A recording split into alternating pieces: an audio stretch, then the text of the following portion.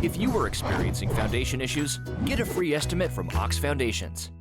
It is 21 minutes before the hour, and we're joined this morning by Dave Irby, and a name that is not an unfamiliar name here in our area. He is a son of the late William G. Bill Irby. And Dave, good morning to you. Good morning. Glad to be here, man. It's good to be anywhere at our age any day. You. What, 50, what graduate of Sylacauga High? 56. Oh, yeah. Yeah. For people who do not know, Bill Irby is a name that is well revered in our community, and was a gentleman who was killed in an automobile accident, if my memory serves me right. But let's go back in time and talk about your father a little bit, and talk about him coming to Sylacauga. Yeah, he grew up in, he was born in Eufaula, raised on a farm outside of Eufaula, where there was a huge lake there where people came from all over the South. But as a child, he graduated from Eufaula High School, and by age 12, he was the state Golden Gloves champ in his division. And then he went into law enforcement, busted up a few stills in Barber County, and eventually got on with security at powder plant in Chillersburg. Mm-hmm. That's how he got to this area. And then after the war, he got on with Avondale Mills and became the editor of the Avondale Sun.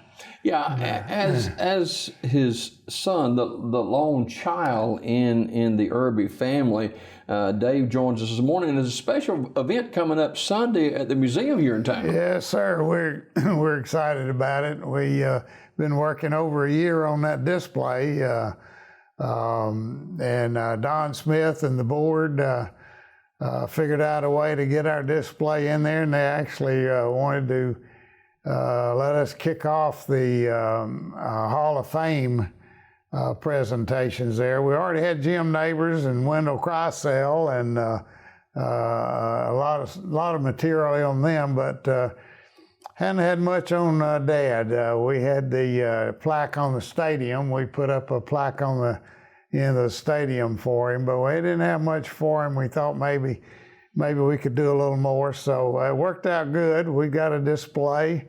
We're going to unveil it Sunday, and we got some refreshments, and public's invited, and so we hope to have a nice afternoon, 2 to 4 o'clock next Sunday afternoon, the 25th, I believe it is. Bill Irby will be celebrated at the museum, as Dave said, on Sunday at 2 o'clock. He's been selected as the first induction into the museum's Hall of Fame, which has been designated to be on the stairwell walls leading to the second floor. And you got these two large frameworks, artworks containing photographs and memorabilia depicting Bill's life, and that'll be unveiled during the ceremony. We're talking with Dave, Bill's son, this morning about when Mr. Irby came to Sylacauga. One of the first things he did was organize a boxing team. He did. He was interested in the boys, especially the underprivileged boys, and so he thought about maybe having a YMCA or a boys club. So he selected the boys club, and as a fundraiser and activity for the boys, he started boxing teams and having boxing events here in Sylacauga. In the early 50s. And, so he was the originator of the boys club here in town? Yes, he was. Okay. He started that basically one-man show. We eventually got Jay Thomas in here, who was an old boxing guy from way back, and an expert boxer, and they coached, and they had a lot of boxing teams. They travel around the state and actually out of state. They went to, I think, Philadelphia one time, and we went out to Kansas City one time for some tournaments. You might remember Dickie Davis. He and Jimmy Craven, those boys got pretty high in the Golden Gloves. So they had a lot of boxing events here in town, and the wrestling. They had to raise money for the boys club. They had wrestling in the boys club down there, which was $1 a seat. And where was the original club located? It was over on Norton. And then they moved to Broadway, which was just south of the high school there. And that's where they started having the events, the boxing events and wrestling events for the public. And those were primarily fundraisers for the boys club. Mr. Irby actually, during really lean times, not only would he have fundraisers, but he'd take money out of his own pocket. He amazingly, I've looked over some of the contributions he made. It's amazing how much he did contribute to the boys club, especially during their building program. And he fundraised around town, twisted a lot of arms around town, and they got the boys club built. And so it was a good thing. And we had, in 1971, the Sylacauga Athletic Club, I think a lot of local guys wanted to crank up boxing here again in Sylacauga, and so they had a Bill Irby Memorial Boxing event at the stadium, at Legion Stadium. And so that's what the plaque on the stadium is about, remembering that event that they had. So I think the boxing didn't go too well, and I don't think we have much boxing around here now. Well, we've got a small club here in Sylacauga down there by Dixie Drug. But, you know, Mr. Irby not only, by the way, we're talking with Dave Irby, the son of legendary William G. Bill Irby, who will be honored at the Comer Museum on Sunday afternoon, 2 o'clock, and you're invited to attend. A lot of great things are going to be happening that day. Mr. Irby was not only involved with the boys club, but he's very active in our community overall. Gosh, yeah, he was local JCs when he was young, and Exchange Club. He was actually state president of the JCs and state president of the Exchange Club. So he brought a lot of attention to Sylacauga for a lot of years. And of course, the Avondale Sun, you know, those a lot of community work and putting out the Avondale Sun with Avondale Mills News and articles in there for many, many years. So he did a lot. He had the Southern Council of Industrial Editors. He was president of that, which became the International Association of Business Communicators, and he remained to be president of that. So he brought a lot of attention to Sylacauga, that's for sure. He was killed in an automobile accident in November of 1971. How old were you at that time? About 32. Okay. Yeah. So kind of walk us through that and some of the memories you have of your father personally. Oh gosh, yeah. One of the favorite memories I have is when he actually set up a ring down there at Mignon and fought a guy to raise money for the boys club. He trained for that, and he used to take me on his jogs to go when he was training for that boxing match. When I'd get tired, I'd sit on the crossbar of the bicycle, and he would pedal and take me back home. But he was serious. He got himself in shape and had a boxing match, and it was quite exciting. He got his head cut and blood was everywhere, and he knocked the guy out. He came back out there and put the guy on the floor. A lot of people may remember that. A lot of people don't. But anyway, that was one of my favorite memories. But we used to go to Camp Helen. Avondale Mills had a camp down in near Panama City at Phillips Inlet, and a lot of years we would go down there, and that was a lot of good memories down there too. Of course, that property has been donated, I think, to the state, and you can still visit the big house, but the pier is not out there. We used to have a big pier, and we'd go out in the Gulf on that pier and fish. And that used to be the thing, for people here in this community. Yeah, Avondale Mills, they provided that and actually closed the mill down, I think, and mill people could go down there and have a vacation. It was a great thing.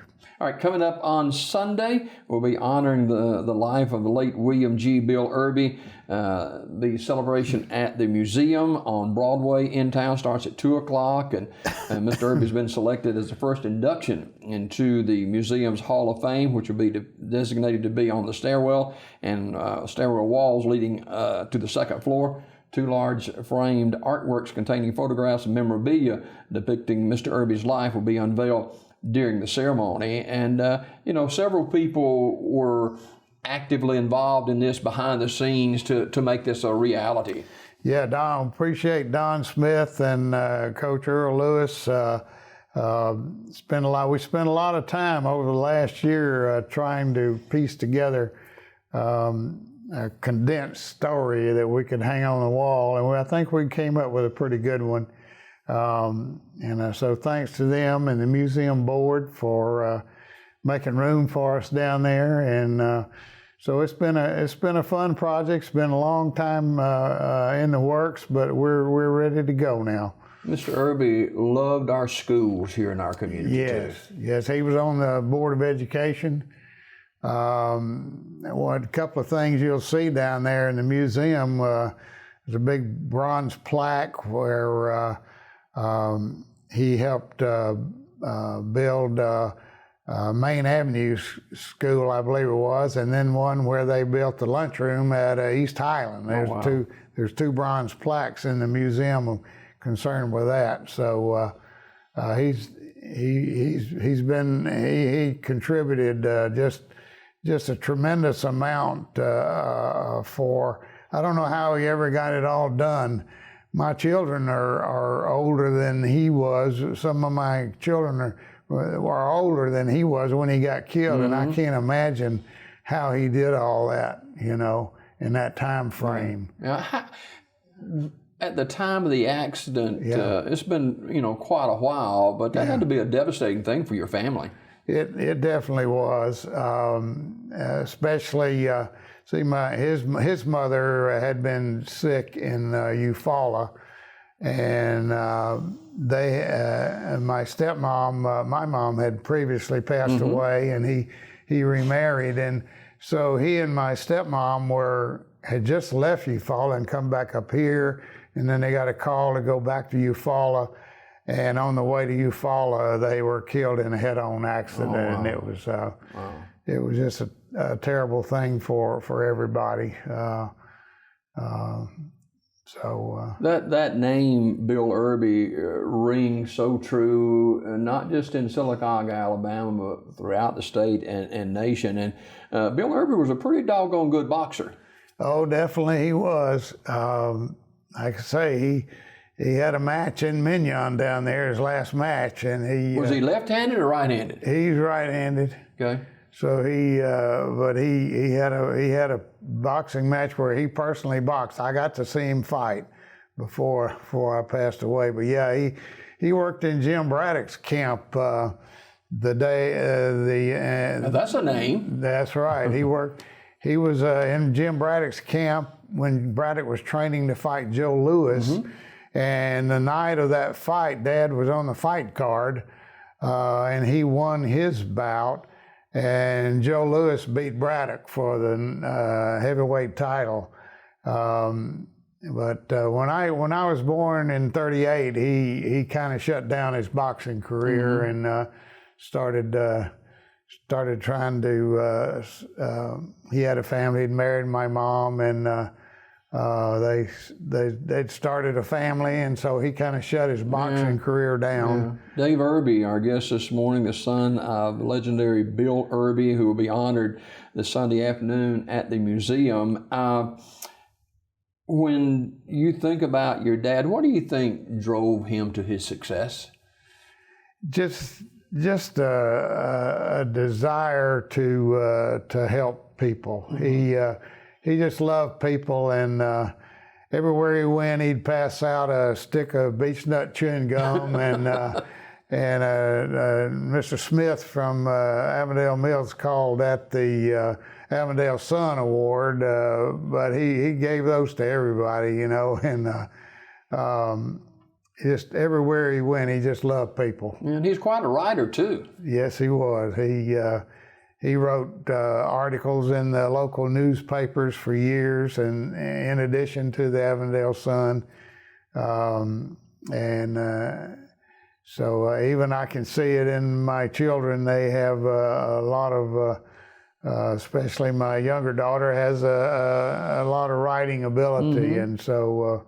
We attribute it all to him. And there's a lot of true stories about Mr. Irby and his boxing prowess and stuff like that, and how he loved kids. And I know there's many things that we can share this morning, and we're visiting with Dave Irby, the son of the late Bill Irby. Can you think of one or two stories that you just say, wow, outside of boxing, you just say, wow, my dad really cared about people?